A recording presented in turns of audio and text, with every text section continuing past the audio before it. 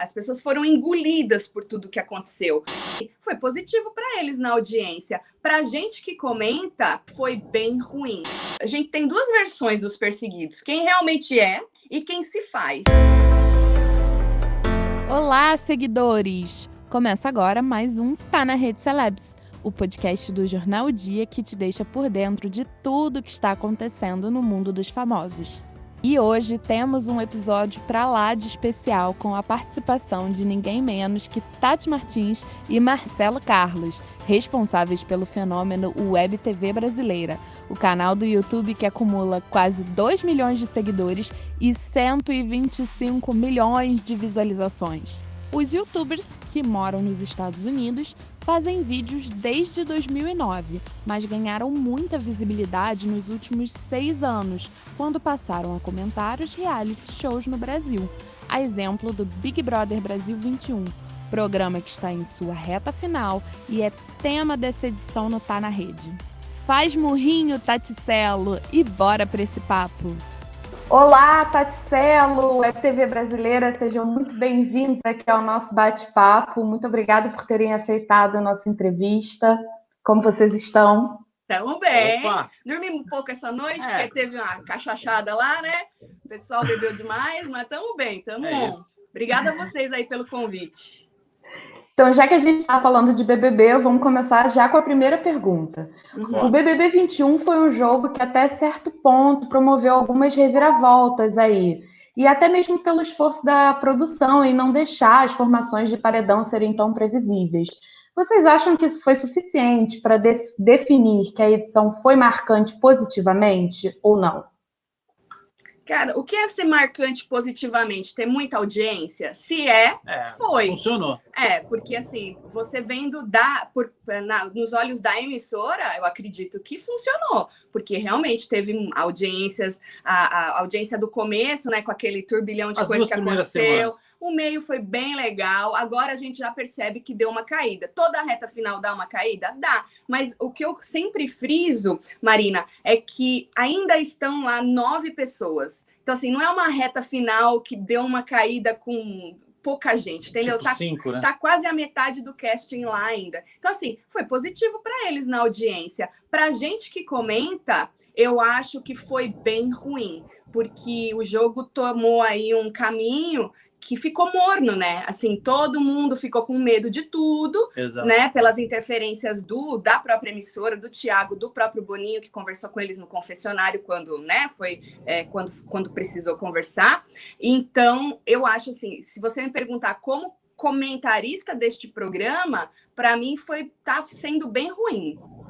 Assim, de um meio para cá, mais ou menos. Bem ruim. Porque não desenvolve, né? Fica naquela mesma narrativa. E volta e tal, lá atrás. E é um looping eterno, nada novo. Então, eu acho que depende de onde você está olhando, de quem está olhando.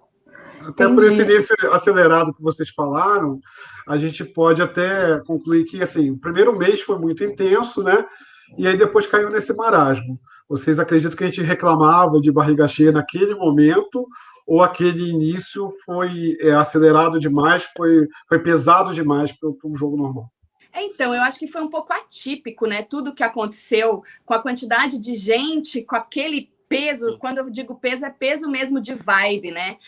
Eu acho que aquilo que aconteceu, acho que o Brasil inteiro concordou. Tanto que não existia um favorito, era um grupo que o povo estava achando muito pesado. Que se identificou. E três ali que o povo se identificou, porque eram os perseguidos da edição e tal. Então, assim, realmente a vibe ali foi pesada. Eu acho que como você continuar num jogo, né? Era óbvio que iam arrancar todo aquele povo, né? Que o pessoal aqui fora que vota ia arrancar fila indiana, né? Fila indiana. E como continuar um programa, né? Sendo que se você é um pouquinho inteligente, você tá lá dentro, você percebe o que tá acontecendo e a narrativa que tá tomando e a decisão, o que o público tá pensando, né? Eu acho que é aí que pegou e aí a pessoa inteligente conseguiu entender isso e o resto caiu num buraco enorme. O resto se lascou. Falando nisso, essa onda do cancelamento, eu acho que foi o grande tema dessa edição do Big Brother. Primeiro, que as pessoas já entraram com muito medo, tanto os famosos, principalmente, mas também os anônimos, de serem cancelados, de receberem hate e tudo mais. E esse acabou sendo o grande tema. Uma das coisas que vocês sempre frisam nos ao vivos que vocês fazem é que todo mundo lá se segura. Ninguém é natural. Estão todos sustentando até agora um personagem. Tem algum brother que vocês achem que não faça isso? Ou que faça pelo menos menos? Cara, é difícil, eu acho que não, mas eu acho que isso é o medo mesmo, porque assim, a gente fala, né? Medo do cancelamento. Eu e o Marcelo, a gente estava conversando isso hoje, né?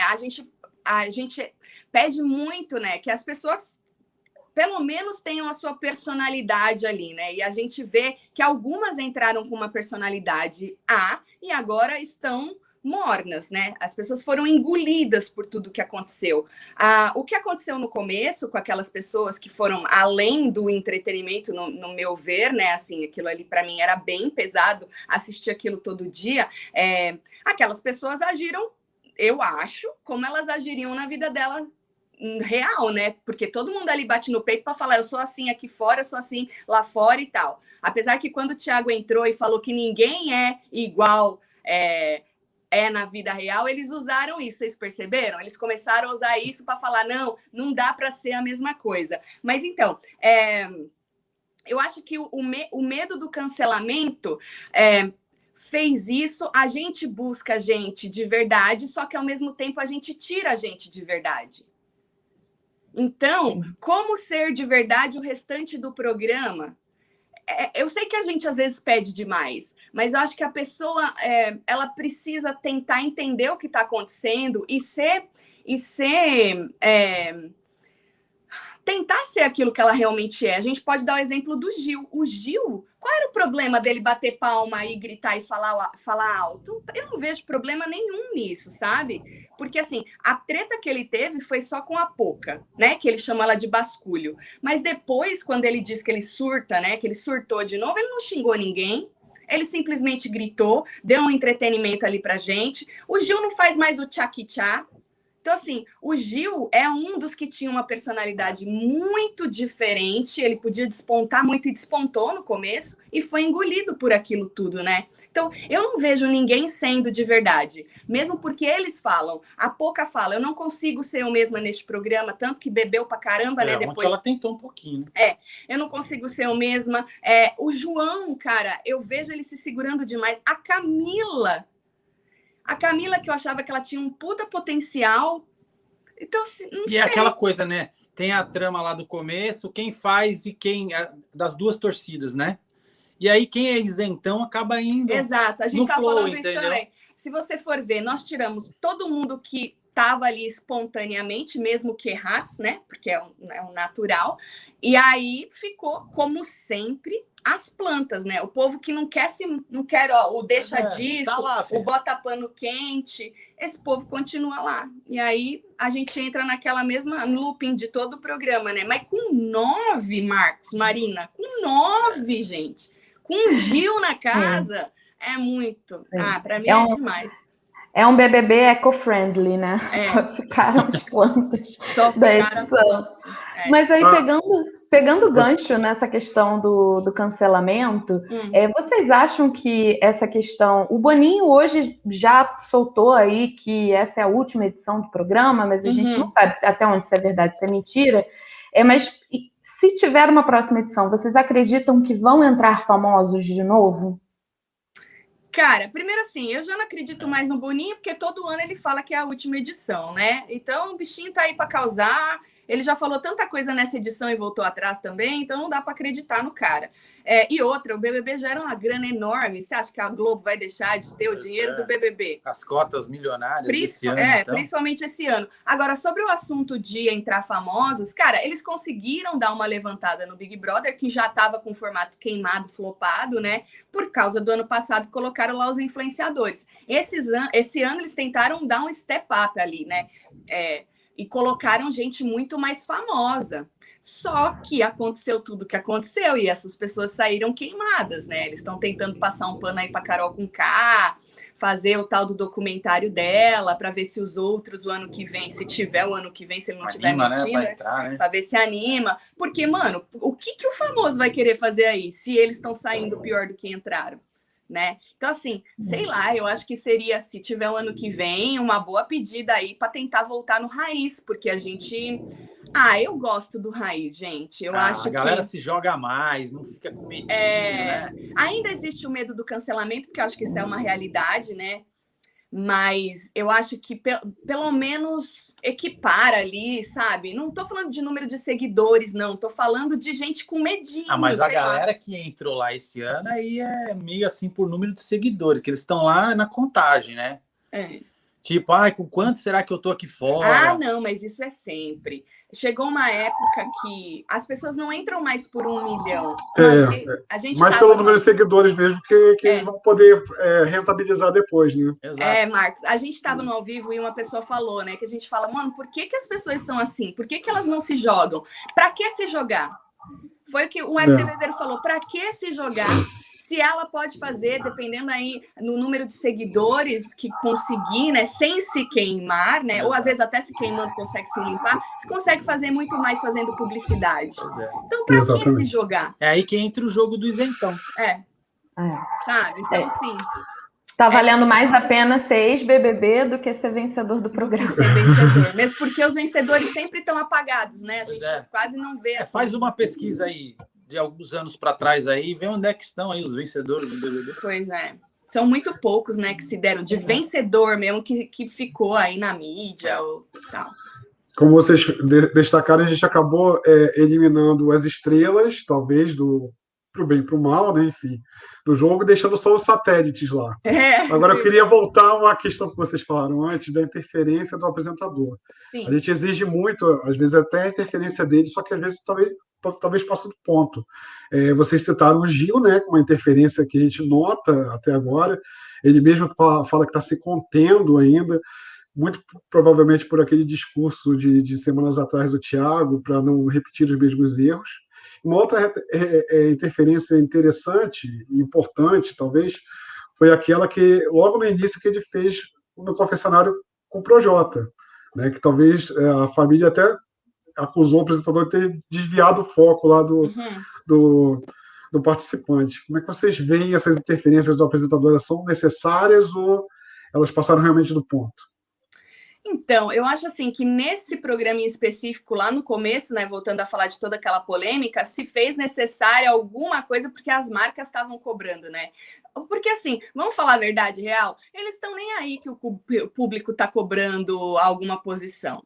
O problema é quando mexe no bolso. Então, quando as marcas começam a cobrar alguma coisa, eles precisam fazer alguma coisa, né? Porque a gente teve aí boatos de bastidores, né? Com marcas querendo aproveitar mais esse boom do BBB, fazer coisas, né? Nas suas respectivas redes sociais e acabaram cancelando esse tipo de trabalho durante o Big Brother, justamente porque começou a ter uma repercussão tão ruim e as marcas estavam sendo cobradas também pelo público, né? Então, assim, a interferência ali se deu por isso, eu acho, por causa das marcas, né? Agora, como interferir? Você chegar e falar, você foi legal aí, que nem o Thiago falou pro Projota, realmente o cara falou, poxa... Nossa. Tanto é que ele bateu o pé e tava se achando. Quando ele saiu, ele falou, pô, mano, mas será que eu fiz errado, mas eu não estava certo? Entende? Então, assim, eles caíram numa cilada das interferências, que nem quando o Boninho, que vazou o áudio lá, vira pro Projota e fala, o menino mesmo virava um monstro. Isso aí, você tá certo, e não sei o quê. Pô, o cara fala, tô certo, né? O cara realmente era um monstro. Só que aí chega o Thiago, uns dias depois, e vira e fala, faltou aí estender a mão pro menino. Você imagina a cabeça da pessoa? De todo mundo, né? Porque um vai contando pro outro e aí fala, mano, o cara tá certo, vamos junto com ele. Não, agora ele tá errado. Não, o Boninho parabenizou, falou, não, você tá certo, continua aí. Aí o Thiago deu um puxão de orelha. Aí o cara fala, pô, mas não era certo, agora é errado, agora eu tinha que ter estendido a mão. Então, é muito complicado. Quanto aos... Tanto é que o Projota sentou com o cara e bateu um bom papo. Então, é disso que a gente tá falando, da interferência do Thiago, que falou que ele tava certo, agradeceu ele pelo papo, e aconteceu entendeu tudo o que aconteceu. E aí entrou o Boninho falando que ele era um monstro e depois o Thiago falando que eles tinham que ter estendido a mão, né? Vamos contextualizar, que já faz um tempo, às vezes as pessoas podem não lembrar. Agora, sobre o negócio do Gilberto, dos discursos do Thiago, né? Eu acho que aí vai muito da interpretação e realmente da noia de cada um, né? O Gilberto ficou noiado. Eu não acho que o Gilberto mudou especificamente por causa de algum discurso de Thiago. Eu acho que o Gilberto mudou porque a Lumena primeiro virou uma chavinha na cabeça dele. Se vocês quiserem, eu lembro vocês aqui. Eu não sei se não vou me estender muito na resposta. Foi naquela conversa que teve sobre eles serem da mesma região do país, enfim. Onde já se viu você ficar contra duas pretas. Isso, exato. Ficar com, né? Esse papo rolou na cozinha. Na cozinha. Ali ela virou uma chavinha na cabeça dele, porque ele estava entendendo o que estava acontecendo. Só que aí ela vira uma chavinha na cabeça dele, o Gilberto volta ali, rebobina a fita, né? E outra, quando chegam para ele, a Sara fazia isso, a Juliette fazia isso, né? Falava para ele, você não pode gritar, você não pode dar palminha, você não pode surtar, é feio, é isso, é aquilo. Poxa, o cara foi se anulando, o cara foi se anulando, falando, eu tô errado, eu não posso ser assim, eu tenho que ser uma pessoa melhor. Mas o que é ser uma pessoa melhor, né?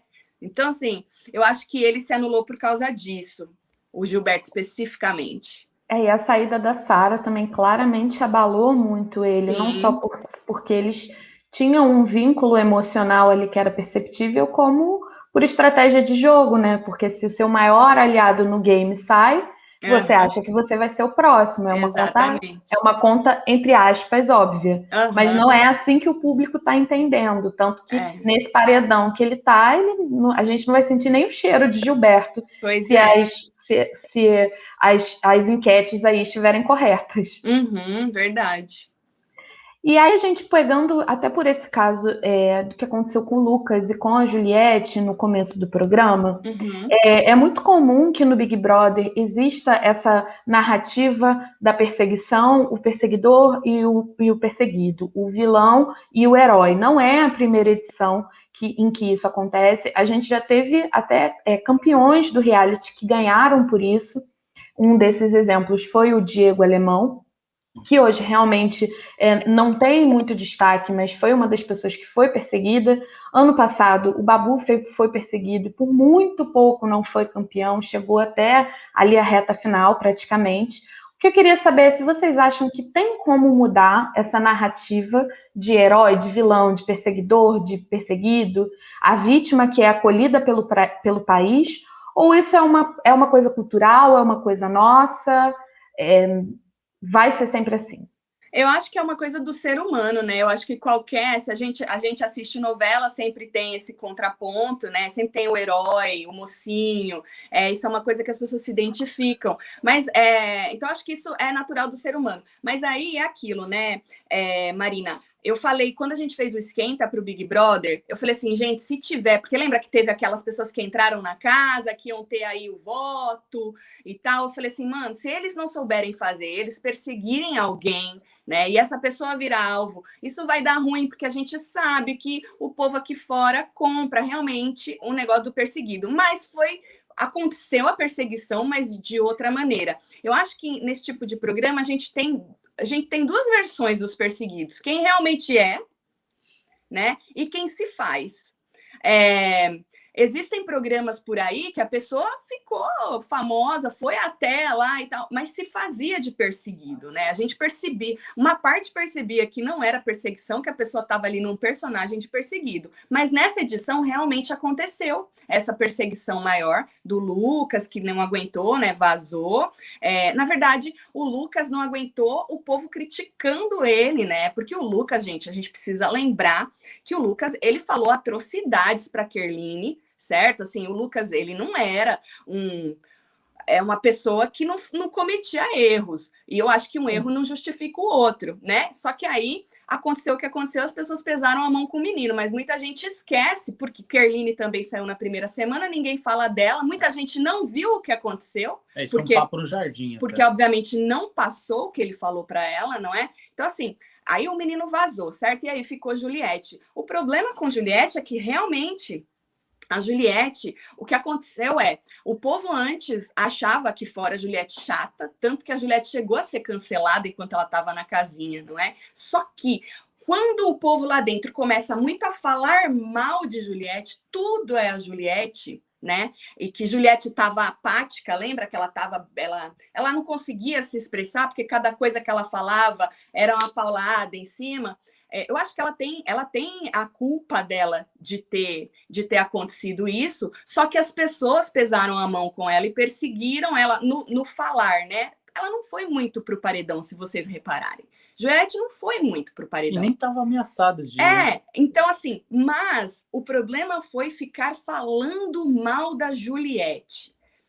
E a Juliette, ela conseguiu dar essa virada. Porque se ela tivesse continuado apática, mas ela conseguiu entender o que estava acontecendo e deu esta virada. É o que eu falei no começo do papo com vocês. Não é muito difícil entender o que aconteceu, porque as pessoas foram saindo. O Lucas desistiu, o Thiago chegou e falou, vocês deveriam ter estendido a mão para o menino. Se a pessoa... Fair play. Se a pessoa minimamente entende tudo isso que tá... Ela vai falar, poxa, o que estão fazendo comigo é errado. E aí aconteceu tudo que aconteceu, mas continuaram falando de Juliette. Por isso que eu falei outro dia que, na minha opinião, Juliette hoje, né? Porque hoje é diferente do ano passado, que é diferente do outro ano, que é diferente do outro ano. Nunca vai ter uma temporada, né? Então, assim, a internet está cada vez mais né? Assim, no programa. Então, Juliette, para mim, ela é maior, ela ficou maior que o BBB, porque chegou uma etapa do jogo que não se falava de Big Brother, só se falava de Juliette. E aí, para mim, Juliette ficou maior que o Big Brother por causa disso. Porque a gente já não tem outra narrativa, né? A gente só tinha essa narrativa. Então, não tinha mais nada acontecendo. No início das primeiras edições, a votação ainda era só por telefone. Quando chegou mais ou menos entre a edição 8 e a 10, eles abriram a votação também pelo site. A coisa se popularizou e começaram a surgir os fandoms. Como é que vocês veem a participação dos fandoms hoje em dia? Porque antes o peso do público de casa era muito maior, né? Porque eram os telespectadores do sofá que viam basicamente só aqueles textos editados na parte da noite. Até porque a internet naquela época, estamos falando lá de 2007, 2008, aqui no Brasil era muito complicado até para rolar qualquer tipo de vídeo, né? Então, assim, como é que vocês veem hoje a participação dos fandoms? Eles são uma participação fundamental, enfim, não tem como correr, mas eles às vezes não desviam um pouco o foco da coisa, do que seria o senso comum. Cara, eu acho assim, o meu problema maior com os fandoms é realmente a toxicidade, sabe? Assim, aqui vira uma guerra desnecessária de gente doente. Eu acho que a verdade é essa.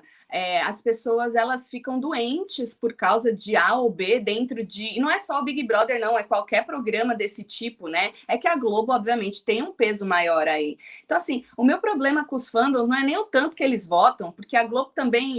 eles querem mais que esse povo crie métodos de votar. Eles estão nem aí. Eles querem mostrar os números no final. Né? Eles querem volume de votação. E, para mim, obviamente, seria muito mais justo ser um voto por pessoa.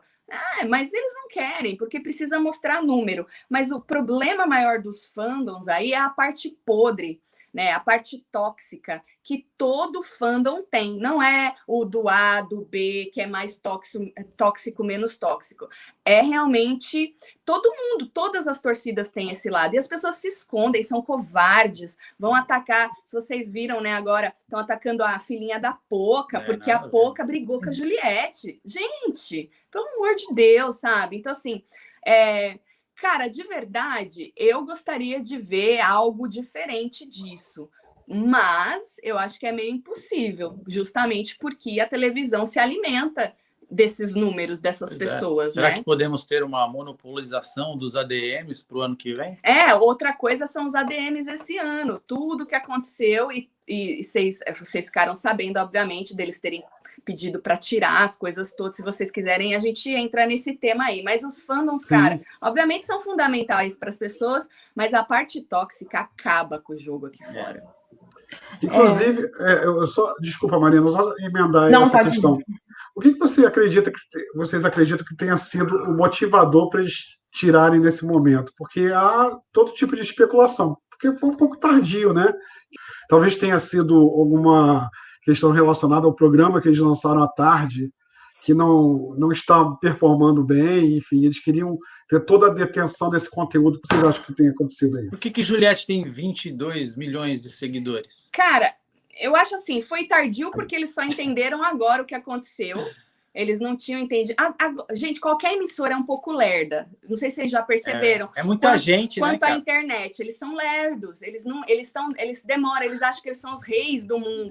Então, eles demoram para entender o que está acontecendo, né? Se eles fossem um pouquinho mais atentos, eles já tinham feito isso em outros anos para não chegar onde chegou, né? Então, eu acho que foi tardio, porque eles são lerdos, eles acham que eles sabem tudo, e eles ainda não viraram essa chavinha para a conectividade, para a internet. Eu acho que esse programa de tarde não tem nada a ver, porque era óbvio que não ia dar em nada, porque é mais do mesmo. O que Ana Maria, vamos supor, que o eliminado falou, aquela moça que vem depois, a Fátima, fala também, todo mundo esmiuça tudo, quando chega para a menina Clara, não tem nada para falar. Não sei que fosse spoiler BBB, tipo... Entendeu? Né? Tinha que ter algo diferente, não falar mais do mesmo. O povo ali já sabe, a informação hoje chega muito rápido, então ninguém tem nada novo para ver ali, né? Agora, o que eu acho realmente que aconteceu, por que a Globo fez isso com os ADMs, é porque eles entenderam só agora a força que tem os ADMs. Você falou, de vídeo, de pegar vídeo e tal. Obviamente, existe aí o boato de que a Globo quer monopolizar e todo mundo que tem que assistir vai lá assistir na Globo ou nas redes sociais da Globo, né? Mas eles são lerdos. Aconteceu um negócio agora, eles postam no outro dia. Ou aconteceu agora, eles postam... Até as próprias fotos do feed lá. Eles são muito devagar com isso. Os caras faziam na festa para começar a passar só no outro dia. Mas os ADMs são rápidos, porque os ADMs precisam ter essa conectividade com o público. E contar a história desse participante. Do jeito que eles querem. Que está ali apagadinho na edição. Exatamente. Então, assim, a gente teve aí, é óbvio, por causa dos números, né, que cresceu demais, todo mundo esse ano cresceu demais, gente. O Gil e a Sara chegar a 7, 8 milhões, né, até 9, parece que ela chegou, depois foi perdendo, se eu não me engano, já é muito perto do ano passado, pipocas chegarem a este número. Só que a Juliette, que é o grande... O grande fenômeno. A vencedora do programa. Mas isso, gente, eu já falei algumas vezes no canal, se deve ao trabalho dos ADMs. Porque eles entenderam que eles precisavam contar a história da Juliette nas redes sociais dela. Então, eles pegavam vídeos e aí fazia desse vídeo engraçadinho, coisas que ela falava. Eles fizeram uma edição própria deles sobre a Juliette. Então, lá no começo, quando a Juliette, o povo não gostava dela, né? Aconteceu alguma coisa do povo falar, mano, a gente precisa fazer alguma coisa nisso aí. Então, para mim, ficou claro. Para mim, é claro que a Juliette, óbvio, caiu na graça popular, né? Ela tem um apelo popular por causa da história no Big Brother, por ser nordestina também, a representatividade dela. Mas, se não fosse o trabalho dos ADMs, a gente não teria o número, vocês entendem? Porque a única coisa que a gente consegue mensurar da diferença são os números. Então, se não fosse o número, e isso é trabalho de ADM... Né, engajamento, principalmente, né? Não é só nem número de seguidores, engajamento é altíssimo. Não, mas quando eu falo de número, eu estou falando de tudo, tá? Porque número sem engajamento é comprado. Exatamente. Né? Então, exato. Quando eu falo de número, eu falo de tudo. Essa comoção, né? Os caras são gênios. Já chamei eles de gênio. Ela é gênia lá dentro. E eles foram gênios aqui fora. Ela fez uma dupla muito boa para jogar lá dentro e aqui fora. E a Globo, percebendo isso, falou, opa, bora cortar isso aí. Pegando o gancho aí no que vocês acabaram de falar, realmente a gente teve uma transição, uma forma de se comunicar, que foi uma transição mundial. Antes, com os meios analógicos, a mensagem ela era passada, e você não tinha o direito de resposta, ou até tinha, mas era tudo muito limitado. Por exemplo, se uma marca de refrigerante fizesse um comercial que fosse inadequado, que fosse irresponsável, o que você poderia fazer era, aqui no Brasil, acionar ou o CONAR, ou mandar um e-mail para o SAC, tentar entrar em contato de alguma forma. Só que a internet mudou isso, mudou esse padrão de comunicação. Tanto que a Web TV brasileira é muito famosa pela interação que tem com o público. Porque agora as pessoas falam sobre o conteúdo, elas têm voz, têm espaço para falar sobre o conteúdo que você está produzindo.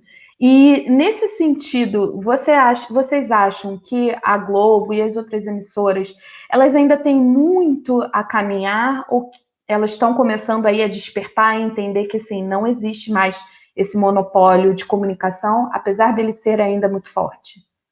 Eu acho que eles começaram a entender, mas vai precisar de uma mudança grande para se incluir nisso, sabe? Assim, para tentar trazer. Ler tweet num programa ao vivo não é interatividade, no meu entender, porque você escolhe, passar tweet no programa ao vivo não é interatividade. Você escolhe tudo.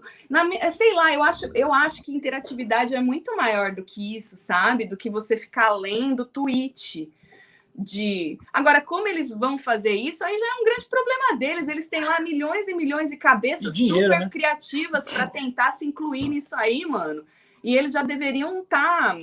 Eles deveriam estar com... Nós deviam estar uns 10 anos na frente. Eles deveriam estar. Então, assim, eu acho que ainda vai demorar. Trazer influenciadores para programas, isso a gente já viu e desviu e já viu de novo que isso não traz resultado.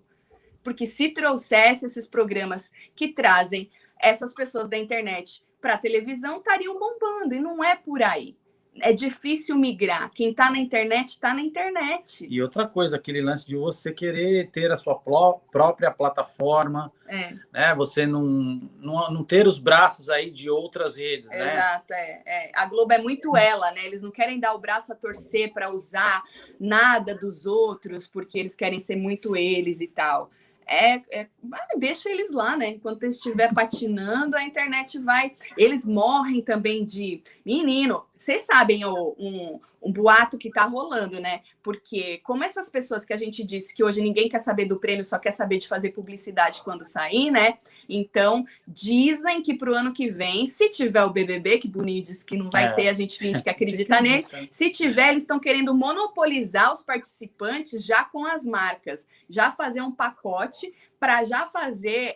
ações dentro isso é boato de bastidor, né? Então, assim, vamos supor, eu vou pegar o fulano e a marca tal, e eu já vou juntar e fazer um post na rede social dessa pessoa. Aí eles monopolizam muito mais, né? Eles acaba sendo a agência, né? Entre uma coisa e outra, enquanto o programa tá ali rolando, né? Mano, é só isso aqui que move eles, a verdade é essa. É verdade. Não estão errados, né?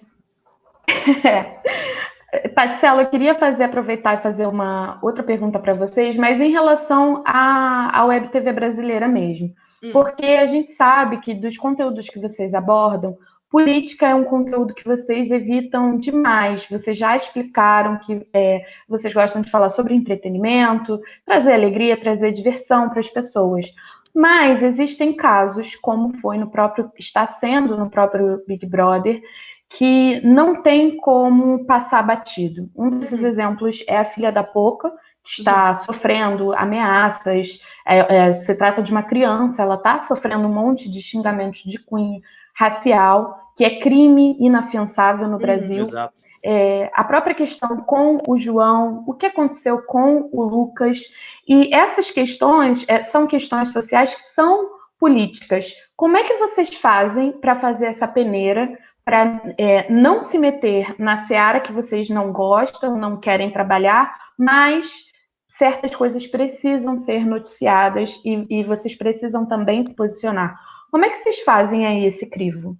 Cara, pra gente é muito natural, Mari, porque assim, eu acho que se você tem um pouco de bom senso, é isso que você falou. Sanidade mental, você nunca vai falar que tá certo um negócio desse de atacar uma criança ou de... eu acho que vai muito do que é certo e o que é errado para cada um, né? É o que você falou, hoje tudo termina na política, né? É uma briga política. No final de tudo, um tá se xingando, esquece-se até, termina na política. Então, pra gente, assim, quando a gente acha que algo tá errado, cara, a gente vai falar, independentemente se vai a favor ou contra a político A, B, lado A, lado B, é o que a gente pensa e pronto. Pra gente se posicionar sobre algo estar certo ou errado na nossa opinião, a gente não precisa citar lados de política, entendeu? É o que a gente acha como ser humano, como natural da coisa. E aí, não é política partidária, não é política partidária, é algo que vai além disso, né? Então, porque assim, cara, agora, se a pessoa que está assistindo quer achar que eu sou A ou B, aí já vai da opinião dela, aí eu não tenho controle, mas eu vou pelo que eu sinto como ser humano, de que é certo, de que é errado, entende? Voltando um pouco ao que vocês falaram da questão dos patrocinadores, o que vocês acham, qual a interferência dessa... Porque o Big Brother vira uma grande vitrine publicitária, né? Uhum. Tudo vira motivo para colocar uma propaganda. E basicamente provas, enfim, algumas dinâmicas que nem existiam, que até almoços especiais que enfiam lá para poder fazer uma propaganda. Uhum. Principalmente para as provas. Como é que vocês acham que isso influencia no jogo em si? Amarra um pouco o jogo, porque a gente já viu vocês criticando muito, comparando com a Fazenda, que a Fazenda, embora tenha vários problemas né, técnicos, ao menos as provas são mais interessantes. Vocês acham que os patrocínios estão influenciando negativamente isso? Não, porque quando a Globo chega para o patrocinador com a proposta de prova, já está fechada. Eles quase não dão pitaco na prova. Por isso que... A dinâmica é igual, do bate e volta, se você for perceber. A dinâmica é igual, só muda ali um negocinho ou outro. Mas... Eles quase não dão pitaco, por isso que as provas são sempre iguais. O que me irrita um pouco, Marcos, é justamente um programa tão milionário, com tantos patrocinadores, não dá esse step de fazer algo diferente. Aí eles vão jogar a culpa na pandemia. Porque a equipe está reduzida. Não, mas antes também não era lá essas coisas, você entende? Tinha umas provas mais legais? Sim, mas também não era. Se você for comparar, que nem você falou, com a Fazenda, ou mesmo com o Power Couple, que vai começar agora dia 11, né? A Record, tendo todos esses problemas a Record, o problema maior dela, no meu entender, e a gente sempre, a falta de transparência nas provas e tal, né? Mas a criatividade e o empenho, mesmo sem patrocínio, porque a Record, lembra a outra Fazenda, não tinha patrocínio nenhum.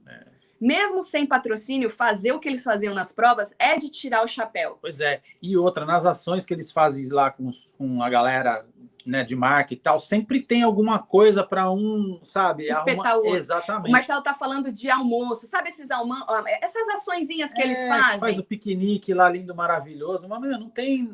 O da Record sempre tem uma dinâmica que vai acabar gerando alguma coisa que vai ter um conteúdo para o jogo, não simplesmente jogar uma ação e encher o bucho deles de comida, entende? Então, assim, a Globo pode ser a toda poderosa, mas no nosso entender, assim, de quem comenta isso há 6 anos, a Record dá um baile em criatividade, em prova, e tanto no Power Couple quanto na Fazenda. E os patrocinadores não tem nada a ver com isso, não, porque a Globo, ela é muito autossuficiente, acredite. Mesmo com a pessoa pagando, ela não dá muita opção, não. É como se o patrocinador estivesse fazendo a Globo estivesse fazendo um favor para o patrocinador de colocar eles lá.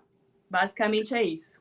Ontem, inclusive, a gente teve um jogo da discórdia muito morno, né? A dinâmica com as frases de músicas do Roberto Carlos. Esse cara sou eu. Pois é. Gente, a gente tem alguns participantes lá dentro que são web TVzeiros de carteirinha, né? O Gil, a Camila, o João, já falaram muito sobre vocês no programa. Meu sonho é que em algum momento eles mandem um murrinho ao vivo, mas não sei se vai acontecer. Eu acho que vai ser difícil. Mas só que vocês têm essa postura, e se eles realmente acompanham vocês, eles devem saber disso, de serem imparciais. Quando a pessoa erra, vocês falam, quando a pessoa acerta, vocês também falam, independente até das possíveis preferências de vocês. Vocês acham que quando eles saírem, pela personalidade que eles mostram lá dentro, essas críticas vão ser encaradas numa boa? Ou você acha que vai ter uma galera aí com rancinho de vocês?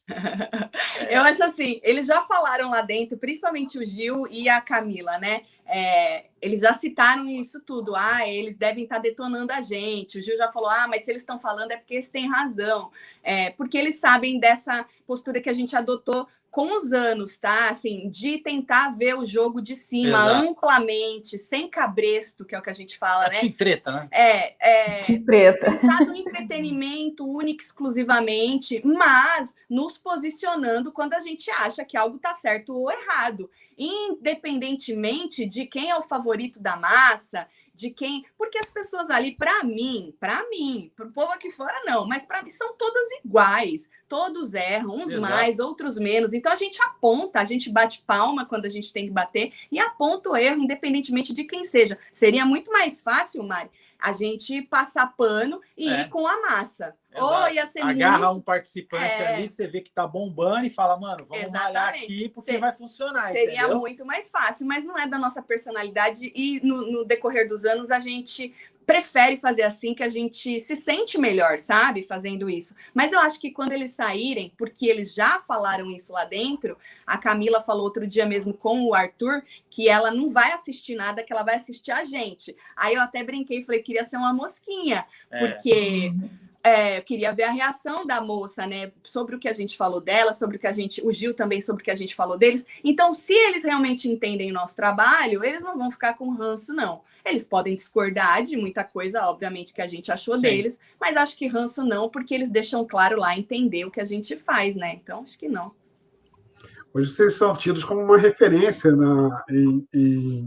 nesse ramo de reality shows, né? De comentários sobre o programa, mas nem sempre foi assim. O canal já existe há alguns anos, vocês postavam conteúdos relacionados à entrevista com celebridades, ou mesmo como viver nos Estados Unidos, enfim. Eu queria que vocês voltassem rapidamente e falassem como é que foi esse início, por que vocês foram para aí, e se vocês já tinham uma ideia do canal quando foram para aí. Não. A ideia do canal chegou depois de muitos anos que a gente estava aqui. Depois de uns 10 anos, quase. Porque a gente já fez de tudo aqui, né? Já limpou privada, já tivemos uma produtora, e o canal saiu disso aí, né? Foi um braço da produtora fazendo essas entrevistas que você citou, mas uma coisa muito comunidade aqui, né? Sul da Flórida, né? Vamos deixar mais... E aí, com o tempo, resumindo, porque a história é longa, né? A gente precisava de outro conteúdo para então colocar no nosso canal no YouTube. Porque na época os shows aqui no sul da Flórida, quer dizer, lá no sul da Flórida, né, que hoje a gente está no Central Florida, eram bem assim, tinha muito, todo sábado tinha um show diferente, era tipo Skank, Jota Quest, era bem bombado mesmo, saca?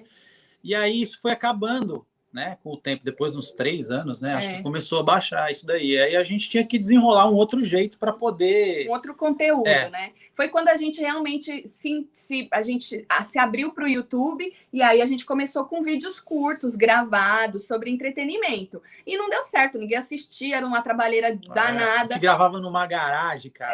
Quente pra caramba. Suando. A gente não era feliz fazendo aquilo e não dava retorno nenhum, né? Porque esse nicho desse tipo de entretenimento, de falar sobre fofoca, agora virou moda, né? Mas na época ninguém fazia. E aí a gente deu um tempo e a gente voltou alguns anos depois com outro formato, uma coisa muito mais informal, muito mais a gente, né? Zoando mais, gravado ainda.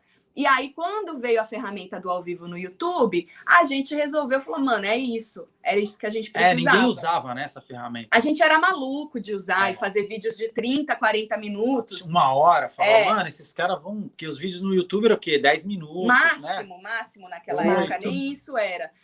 Começou a ser 10 minutos depois que a propaganda ficou múltipla. Exato. E aí, pensando no dinheiro, todo mundo faz vídeo com mais de 10 minutos, mas antes não era assim. Então, a gente era fora da curva, né? Só que, mano, a gente é feliz fazendo ao vivo. A gente não... É muito chato. A gente não se vê fazer gravada. A gente não... Essa interatividade, para a gente, é o que alimenta a gente todo dia, entende? A troca, mesmo que seja por causa numa tela, é o que alimenta a gente todo dia, né? Então, e aí foi indo. No começo também, eu sempre falo isso porque é bastante engraçado. A gente faz uma live hoje, que nem o nosso recorde é quase 145 mil pessoas simultâneas. A gente faz para 145 mil do mesmo jeito que a gente fazia para meia dúzia. É a mesma coisa, a entrega é a mesma, sabe? Só que na época, quando a gente começou, era dificílimo, Marcos, fazer 1000 views num vídeo. Hoje muito você difícil. tem... E o canal já tinha 100 mil. Hoje, Sim. os canais com 100 mil fazem muito mais views do que isso. É. Então, assim... Acabou capinando aí, né? Acabamos capinando, porque a gente começou a falar de reality show especificamente vai fazer 6 anos esse ano. 6 anos. Então, assim, hoje é moda, né? Você falar sobre isso, porque deu esse boom sobre isso e as pessoas procuram cada vez mais. Mas na época que a gente começou, meu amor, não era fácil, não. Para você ter visualização, viu? E aí a gente foi encontrando o nosso caminho. Acho que não é um caminho certo nem errado, mas é o nosso caminho, entendeu? É o que funciona pra gente, a gente tá feliz e tá tudo certo. Exato. E tá tudo bem, né, Tati? Você é da Mariana, né? Tá tudo bem. Tudo bem. Uhum. A gente teve aí, principalmente quando estourou a pandemia, isso foi um fenômeno mundial, né? A questão das lives, todo mundo migrou para o YouTube, começou a abrir live à torto e à direito, e vocês já eram muito profissionais nesse nicho, ao ponto de já terem feito a cobertura junto com a Record do Power Couple e da Fazenda. Na Fazenda, ali desandou, o gato subiu no telhado, a gente pode dizer assim. Adoro! Então, o que eu queria saber de vocês as emissoras já procuraram vocês novamente para fazer esse bate-bola aí sobre os programas? Porque realmente a qualidade de imagem e de som e de pesquisa e de conteúdo de vocês é muito alta. Então, quando entrou na moda fazer live, vocês já eram profissos, vocês já estavam em casa. Rolou isso das emissoras procurando, ou sei lá, para fazer um curso de como fazer live, ou para cobrir outros realities? Então, o desandar da Fazenda, eu acho que deixou claro e traçou uma linha que, se não estava claro para as pessoas, ali ficou claro de quem sou eu e quem é o Marcelo. Que a gente, independentemente se a gente aceitou fazer um trabalho, você já conhece a nossa pegada, e eles estavam em busca dessa pegada do confronto com o eliminado, porque, Mari, Marcos, a gente não quer ser amigo dos caras que saem do programa, não. Entendeu? A gente não quer ter relação de amizade, a gente não quer, o nosso trabalho é o nosso trabalho. Então, para a gente confrontar essas pessoas era muito mais fácil, não porque a gente está distante, não, mas é porque a gente não quer ser amigo deles. Então, para as pessoas que são famosas e fazem esse tipo de trabalho com eliminado, né? É sempre mais, ai meu Deus. Eles precisam, né, estar ali conectados, porque depois vai aí, vou fazer uma publicidade aí, encontra a pessoa. Ou é meu amigo, entendeu? vou na festa quando não vou tiver. Fazer essa publicidade não, porque fulano vai estar. Então, assim, pra gente muito mais fácil a gente já tinha essa pegada. E a Record, quando entrou em contato, entrou com esta finalidade do confronto e da gente ser o que a gente era no canal, certo? A única coisa que eles falaram pra gente porque no meu canal, se vê aqui eu acho que eu não soltei nenhum palavrão, porque eu estou na casa de vocês. Mas na minha casa é diferente, né? O meu canal é a minha casa. Então, na minha casa, eu falo de outra maneira, Exatamente. uso outras palavras e tal. Então, na casa deles, não era legal falar palavrão. Podia soltar um ou outro? Podia, porque era um braço da internet, né? Não era na Record, era na internet. Mas eles pediram pra gente dar uma maneirada. Foi a única coisa. Não, teve uma outra também. Qual? Falar pra gente que a gente não podia perguntar. Mas isso foi num ponto parada, específico. Então, mas aí a gente perguntou. Não, o que o Marcelo tá falando é assim, a gente nunca teve ponto, eles nunca fizeram antes com a gente um briefing do que a gente podia ou não falar. antes de cada entrevista. Eles simplesmente deixavam a gente ser o que a gente é e botaram esse negócio do palavrão. O que o Marcelo está falando é pontual, que a gente foi fazer com uma participante que saiu, e aí a assessora dela não queria que perguntasse algo. E a gente falou, meu amor, mas agora é que a gente vai perguntar, Essa não é a primeira, né? Então, assim, eles eram muito legais com a gente. Esse braço do R7 ali, do Play Plus, né? É um braço muito legal, com gente muito boa para trabalhar, que tem a cabeça aquela cabeça que a gente estava falando, que as emissoras não têm. Essas pessoas brigam todo dia para tentar inovar dentro da emissora e não conseguem. Exato. Sabe? E voltando ali naquela parte que vocês falaram de como dar uns toques, né, na hora de fazer um ao vivo e tal. Pô, cara, a gente trabalhou muito com eles nessa coisa, mas da aula, né? Que ela falou de dar aula, né? A gente trabalhou muito com eles. A gente usa uma tecnologia aqui que eles não tinham lá, entendeu? E aí a gente foi conversando com o engenheiro e tal, não sei o que lá, e acabou montando alguma coisa assim para a gente poder, pelo menos, ter aquela conversa sem aquele delay. 300 segundos, sei lá, né? Então, o Marcelo ajudou eles bastante nessa parte técnica para a gente poder fazer esse trabalho, né? Então, ali, resumindo, quando a gente simplesmente virou a chavinha, Exato. né? Que a gente entrou com o nariz de palhaço, foi especificamente porque a gente não tinha como passar pano para as coisas que eles estavam fazendo. E do jeito que estava indo, a gente já ia começar a fazer uma parada que não era a gente. E dinheiro nenhum compra o que eu construí, o que o Marcelo construiu com a nossa audiência. Então, assim, eu não vou fazer nada com emissora nenhuma se eu não puder falar o que eu penso. E a gente sabe que na televisão você é pau mandado. Você tem que falar o que eles querem. Alguém na sua orelha aqui, né? Exato. Até então, o Mion perdeu a paciência com o cara. A partir do momento que a gente traçou essa linha, que se alguém não entendia a nossa personalidade, o jeito de trabalhar, ali ficou entendendo que a gente simplesmente mandou eles para aquele lugar, num ao vivo, depois do programa deles, ainda com contrato com eles, faltava uma semana para terminar a Fazenda. Se alguém não entendeu, ali entendeu.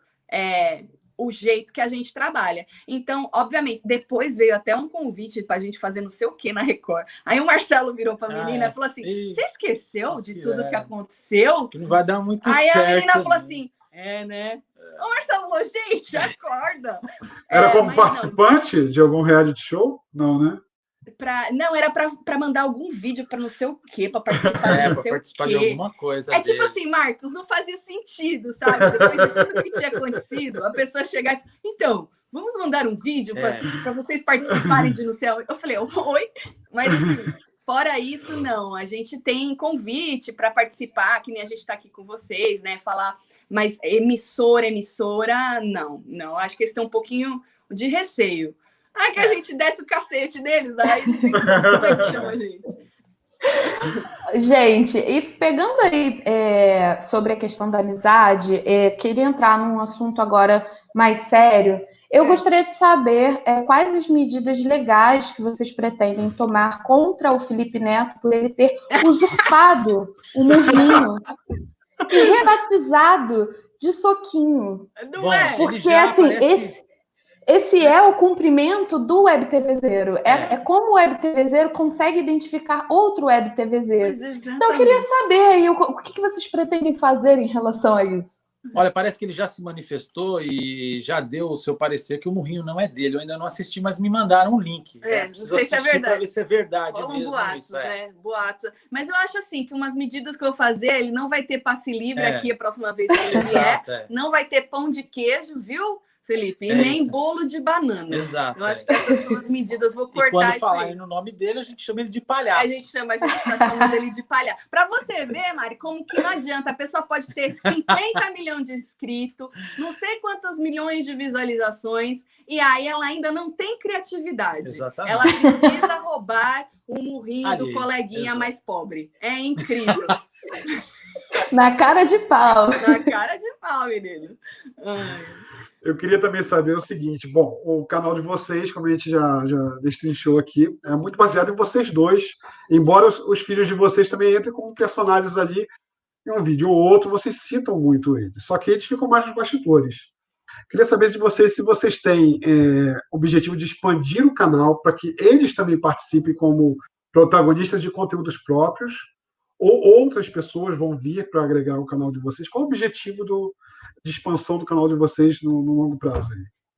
Então, Marcos, a Web TV brasileira podia ser um canal que tivesse aí outras pessoas, mas a primícia do YouTube é faça você mesmo, principalmente se você tem esta pegada nossa diária ao vivo. Você tem noção, se a gente dependesse das pessoas, não ia sair do jeito que Imagina sai. se a gente dependesse do editor aqui para fazer esses cortes ali no ao vivo e tal, se eu não fosse fazendo e já fazendo bate-bola com ela. Ia ser bem complicado. Esse é o erro número 1 dos YouTubers, né? Assim, precisar depender de alguém para gerar conteúdo. Seja essa qualquer pessoa, no nosso caso, no ao vivo, ou ter alguém para comentar, ou ter alguém para fazer o nosso trabalho alguns dias na semana. Obviamente, essa pessoa seria remunerada, como todo mundo que trabalha com a gente, mas é muito mais difícil. Então, você ter a autonomia do seu canal, eu acredito, a gente sempre acreditou que é algo que é primordial. Então, assim, quanto aos filhos, eles não curtem, sabe? Queria eu que minha filha estivesse ganhando dinheiro num canal no YouTube dela. Mas não, ela está procurando emprego, entendeu? Então, mas o Vitor até curte, mas a vida falou para ele, não, mano, você vai trabalhar. Ele foi por outro caminho. Marcelinho trabalha com a gente, só que trabalha também nessa parte mais técnica. Mas de aparecer mesmo, nenhum deles gosta e quer aparecer no canal. Quem sabe no novo canal, né? No Construindo com Taticelo, que é um canal que a gente aí deixou certo aí para a construção da nossa casa, que vai começar agora dia 17 de maio, inclusive, tudo ao vivo também. Exato. Né? Vamos ver aí, a gente não sabe como vai ser o schedule deles lá para fazer a casa, mas a gente pretende fazer ao vivo aí, pelo menos agora no começo, umas 3 vezes na semana.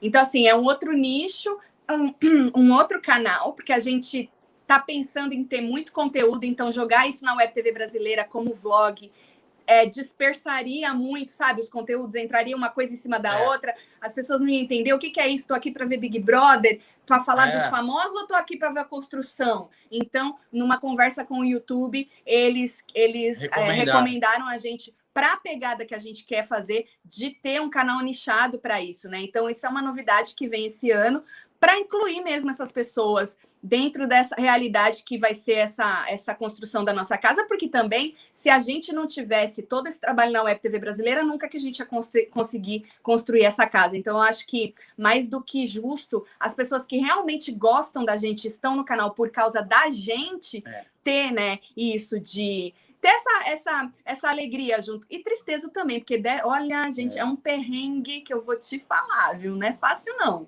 Essa coisa de construção. E o legal é que a gente deixou para fazer isso, óbvio, né? Depois do Big Brother. Porque estava programado para começar isso em janeiro. Né? Só que a gente falou, mano, como é que a gente vai dar conta do Big Brother 24/7? Loucura, né? Não tem como. Então aí a gente falou, vamos... E terminando só de responder quanto à Web TV brasileira, cara, a gente sempre foi conforme o flow, sabe? A gente nunca ficou pensando em coisas mirabolantes para fazer, para sair da caixinha, para isso, para aquilo. Não. Acontece muito assim. É muito orgânico, tanto o crescimento do canal quanto a nossa evolução, né, no canal. Então é muito orgânico, a gente não fica quebrando a cabeça para fazer coisas mirabolantes, é muito natural tudo que sai no canal. Então pode ser que o mês que vem a gente tenha algo novo que hoje eu não tinha nada para falar para você, só que aí o mês que vem surgiu e a gente simplesmente fez, sabe? E é sempre assim, cara, a gente pensa e fala, vamos fazer? Vamos. E a gente faz. Quando a gente vai fazer? Hoje ou amanhã? Essa é a autonomia que eu falo para você. Entende? Que a gente tem. Sim. Imagina se você tivesse um monte de gente, cada um dá um pitaco e não sei o quê. Não. Aí é mais legal assim pra gente. A nossa próxima pergunta seria justamente sobre o Construindo com Taticelo, que todos já estamos sabendo que será um Airbnb onde está liberado. A zoeira está liberada. Tá. E aí eu queria saber de vocês se vocês estão sentindo alguma dificuldade em mudar de nicho, porque vocês falam sobre entretenimento, humor, fofoca, celebridade, reality show, e esse canal de construção é completamente diferente. Vocês tiveram algum desafio nesse sentido? Cara, eu acho que o maior desafio era mesmo entender se a gente ia continuar com a Web TV e jogar esses vídeos lá como vlog ou criar um canal. E aí, né, eu acho que falei já que a gente conversou com o YouTube e eles recomendaram a gente fazer desse jeito. No mais, Mari, eu acho que a migração vai ser espontânea e natural, orgânica. A gente tá com quase 200 mil. A gente tá com... É que tá chovendo demais. Se tiver um barulho, é a chuva. A gente está com quase 200 mil inscritos naquele canal. Para um canal nichado desse tipo, já é muito. Quando a gente estava fazendo o canal, em uma semana a gente botou 100 mil pessoas. A gente migrou 100 mil já pessoas. Já chegou a plaquinha do YouTube e tudo. Né? Eu sei, eu fui uma dessas 100 mil. Por causa da chuva. Eu sei, eu fui uma dessas 100 mil. Eu ajudei a bater a meta. Que legal. Então agora o desafio, Mari, é alimentar o canal. Por isso que a gente deixou para construir depois do Big Brother, para também não influenciar no nosso trabalho na Web TV brasileira, né? Porque uma coisa não pode piorar, uma coisa não pode atrapalhar. Cair o rendimento de um, né? Para você atrapalhar a outra. Então eu acho assim, a gente não está preocupado com se o canal se a gente vai conseguir migrar os web TVzeiros para este canal. A gente está preocupado agora em realmente alimentar o canal e eu acho que a consequência disso vai ser um crescimento natural do canal. Como é o nosso hoje. Principalmente por conta da pandemia, a gente está tendo um luto generalizado, né? E muitos dos fãs de vocês procuram vocês no meio dessa pauta de Big Brother como uma espécie de fuga, né? Para uma situação tão dramática e acabam confidencializando algumas coisas. Como é que vocês justificam esse tipo de relação que vocês conseguiram manter com essas pessoas? Cara, eu acho que isso é o diferencial maior que a gente conseguiu ter, sabe? O próprio YouTube fala isso pra gente, que é incrível a base.